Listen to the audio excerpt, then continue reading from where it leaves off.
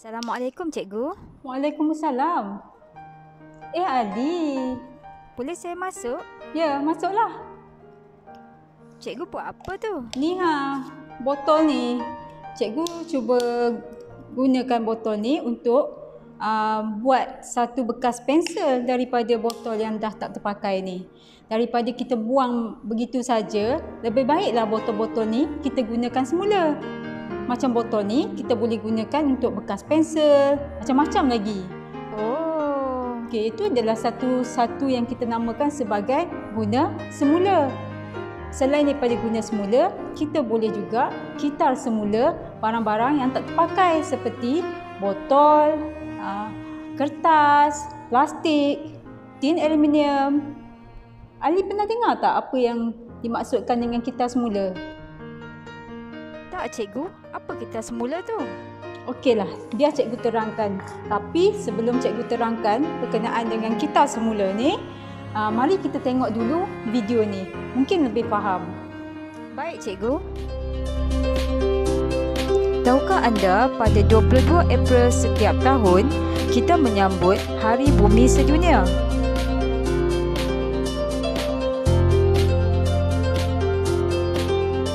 Malangnya, kadar pencemaran yang berlaku di bumi kita semakin hari semakin meningkat.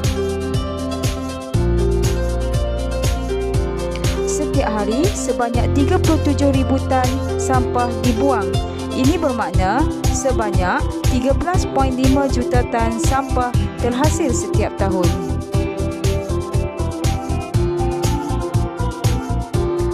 Sumber alam diteroka, pokok-pokok di hutan ditebang untuk pembangunan.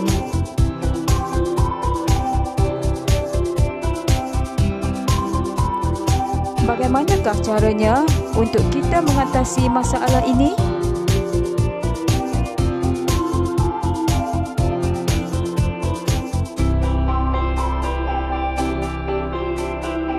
Kitar semula.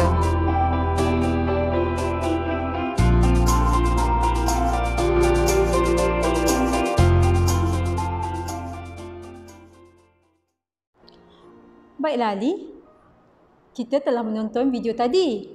Jadi daripada video yang telah kita tonton tadi, bolehkah Ali terangkan kepada cikgu apa yang Ali faham tentang video tadi? Video tadi menunjukkan terdapat banyak bahan buangan yang menyebabkan pencemaran. Betul Ali. Bahan buangan yang telah dibuang ke dalam sungai terlalu banyak sehingga boleh menyebabkan pencemaran sungai. Jadi, adalah penting untuk kita mempelajari tentang kitar semula. Apa maksud kitar semula tu, Cikgu? Kitar semula boleh didefinisikan sebagai proses mengolah semula bahan-bahan buangan membentuk suatu bahan baru. Bahan buangan tu apa pula, Cikgu? Bahan-bahan buangan pula adalah bahan-bahan yang sudah tidak diperlukan lagi. Contohnya adalah seperti kertas, plastik, tin minuman, botol kaca, botol plastik. Bahan-bahan buangan ini boleh dibahagikan kepada 3, iaitu kertas, plastik dan kaca. Oh, begitu. Bolehkah Ali berikan contoh kepada cikgu bahan-bahan buangan daripada kertas? Boleh, Cikgu. Bahan buangan daripada kertas adalah buku, kertas surat khabar dan tisu. Bagaimana pula bahan-bahan buangan daripada plastik? Apa contohnya? Contoh bahan buangan dari plastik adalah botol minuman, bekas plastik dan botol sabun. Bahan-bahan buangan daripada kaca? Bahan buangan dari kaca adalah bekas kaca dan botol kaca. Bagus Ali. Nampaknya Ali dah faham sedikit sebanyak berkenaan dengan bahan buangan. Sebenarnya, ketiga-tiga bahan yang telah Ali sebutkan tadi telah ditetapkan tong sampah yang warna berbeza mengikut jenis bahan-bahan buangan tadi. Tong yang berwarna biru ditetapkan untuk bahan-bahan buangan yang diperbuat daripada kertas. Manakala tong sampah yang berwarna coklat adalah ditetapkan untuk bahan-bahan buangan yang diperbuat daripada kaca. Dan tong yang berwarna jingga atau kuning adalah untuk bahan-bahan buangan yang diperbuat daripada aluminium atau plastik. Baiklah Ali, sekarang mari kita lihat pula proses kita semula bagi kertas. Proses yang pertama adalah kertas dikumpulkan ke dalam tong kitar semula. Proses kedua di mana kertas ini akan dihantar ke kilang untuk diasingkan dan digrade. Kertas ini pula akan dicampurkan dengan bahan kimia untuk proses penghancuran dan nyah dakwat. Proses yang keempat adalah kertas-kertas ini akan diratakan dan dikeringkan oleh mesin untuk menghasilkan kertas gulung. Akhir sekali, gulungan-gulungan kertas ini akan dipotong dan dihantar ke kedai-kedai. Baiklah, tadi kita dah senaraikan proses-proses kita semula bagi kertas. Sekarang, Cikgu nak Ali senaraikan contoh-contoh bagi bahan-bahan buangan yang diperbuat daripada plastik. Baik cikgu, contoh bahan buangan daripada plastik adalah botol pencuci, botol plastik, bekas makanan, cawan plastik, plastik bungkusan. Okey, bagus Ali. Semua contoh-contoh yang Ali berikan tadi adalah bahan-bahan buangan yang diperbuat daripada plastik. Plastik ini juga kita boleh jadikan satu produk kraftangan seperti bakul. Wow! Dan ada orang gunakan botol-botol plastik untuk jadikan produk seperti perabot. Cantiknya! Dan kalau nak lebih kreatif, plastik-plastik ini, contoh botol-botol plastik, kita boleh gunakan untuk membina arca yang diletakkan di taman-taman rekreasi. Seperti ini. Wow, terbaik! Kreatif kan? Betul cikgu, kreatif sungguh orang yang membuat barang-barang tadi. Tadi kita dah tengok proses kita semula bagi kertas. Sekarang, mari kita lihat pula proses kita semula untuk plastik.